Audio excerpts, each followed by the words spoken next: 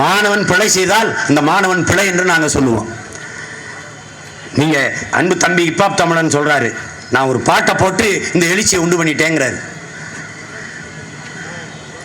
இந்த நூற்றாண்டுல இதை விட நகைச்சுவை நான் பார்த்ததே கிடையாது. உச்சி மீது வானிடிந்து வீழுகின்ற போதிலும் அச்சமில்லை அச்சமில்லை அச்சம் என்பது இல்லையே என்று எங்கள் பாட்டன் பாரதி பாடிய போது வராத எழுச்சி எப்படி இருக்கு? வலியோர் சிலர் எளியோர் நம்மை வதனியே புரிகிறதா? மகராசர்கள் உலக ஆளுதல் நிலையாம் எனும் நினைவா? உலகால உனதுதாய் மிக உயர்வாதை அடைகிறாள் உதவாதினி ஒரு தாமதம் உடனே விழி தமிழா என்று எங்கள் புரட்சி பாவலன் பாரதிதாசன் பாடிய போது வராத எழுச்சி புரட்சி. தூங்கும் புலியை பறை கொண்டெழுப்பினோம், தூய தமிழரை தமிழ் கொண்டெழுப்பினோம், தீங்குர் மலைவர் இவன் என்று நீக்குவோம், செந்தமிழ் உணர்ச்சி வேறு கொண்டு தாக்குவோம் என்று எங்கள் பாவலன் எழுப்பிய போது வராத எழுச்சி புரட்சி. கெஞ்சுவதில்லை பிறவால் அவர் செய் கேட்டு நிற்கும் அஞ்சுவதில்லை, மழையும் நாட்டையும் ஆளாமல் தூங்குவதில்லை என்று எங்கள் பாவலரேறு பெருஞ்சித்திரனார் பாடிய பாக்களில் வராத எழுச்சி புரட்சி.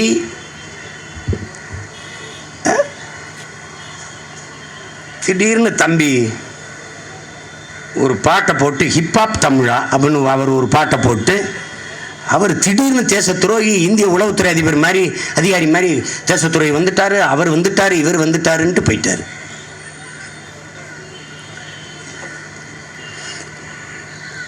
அந்த ஒரு பாட்டுக்கு கொண்டாடிய தமிழ் சமூகம் நீ தலைகளான நீ எந்த பாட்டு போட்டாலும் உன்னை கேட்காது,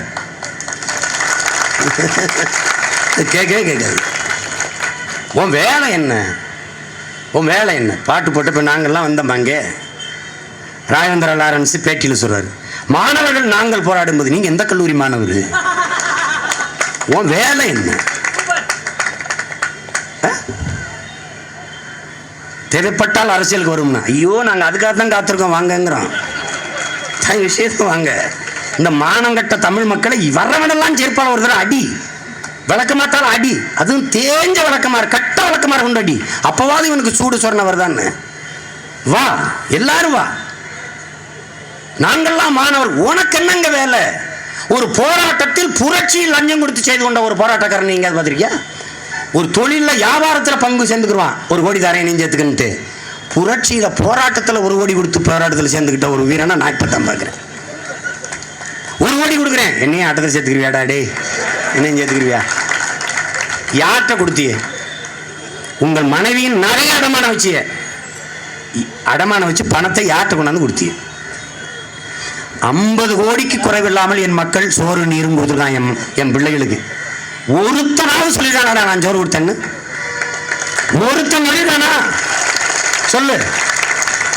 நள்ளிரவோட நான் நின்றுட்டு இருக்கேன், என் மாப்பிள்ள ஃபாசில் வந்து மாமா அப்படின்னு என் மாப்பிள்ள ஃபாசில், என் மாப்பிள்ள வந்து சோறு கொடுத்துட்டு இருக்கான். எனக்கு அவன் தான் பொரோட்டா கொடுத்தான்.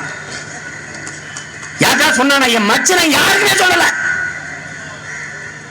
என்னடா மாப்பிள்ள இங்க தரானே? நாங்க தான் மாமா 1 வாரமா சோறு கொடுத்துட்டு இருக்கோம். அவனை முஸ்லீம் இருக்காடா?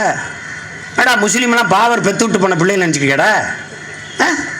ஏய் பூரா இங்க இருக்கு கல்ல மரம் பள்ளம் மரம் நாடார் செட்டியார் கோனாரா, பூரா எங்கானு மாறிதான் சேட்டை பண்ணிக்கிட்டு கூடாது நீ. அவன் ஏற்றிருக்கிற மார்க்கம் தான் இஸ்லாம். அவன் மொழியால் இனத்தால் பெரும்பான்மை தேசியத்தின் மகன், அவன் தமிழன். இந்த சேட்டையெல்லாம் வேற எங்காவது வச்சுக்கணும். இஸ்லாம் எங்கள் வழி, இன்ப தமிழ் எங்கள் மொழி என்று கண்ணியமிக்க காகிதம் இழத்துங்கிற பெருந்தகை வைத்தான். நான் அல்லாஹ் என்று அழைப்பதற்கு முன்பே அம்மா என்று நான் அழைத்தேன். நீ அவன்கிட்ட போய் பேச கூடாது. இன்னைக்கு வரைக்கும் ஓஞ்சுக்கலாம்பிரதம் நக்கலாம்பிரதம் இங்க வந்துகிட்டு அவன் அது இதெல்லாம் சேட்டை பண்ணிட்டு அழையக்கூடாது. தோழைச்சு வருவான். நீ விளையாட்டு பண்ணிட்டு கூடாது. இது ஒரு தேசிய இன போராட்டம். இங்க சமூக விரோதம் இனவாதம் எல்லாம் பேசக்கூடாது. இது என் நாடு. இது தமிழன் பேசுவது என்பது என் மாண்பு. இங்க எவன் ஒருவன் தமிழன் என்று பேசலையோ அவன் தாண்டா இனவாதி, அவன் தாண்டா இனத்துரோகி, அவன் தாண்டா சமூக விரோதி. இந்த தமிழ் தமிழன் என்று பேசுபவனை எவன் ஒருவன் இனவாதி இனவாதம் பேசுகிறான் என்று சொல்கிறானோ அவன் தான் மிக கொடுமையான இனவாதி என்பதை அறிவார்ந்த தமிழ் சமூகத்தின் மக்கள் புரிந்து கொள்ளணும். அவங்களை அடையாளம் கண்டு நினைவில் வச்சுக்கணும்.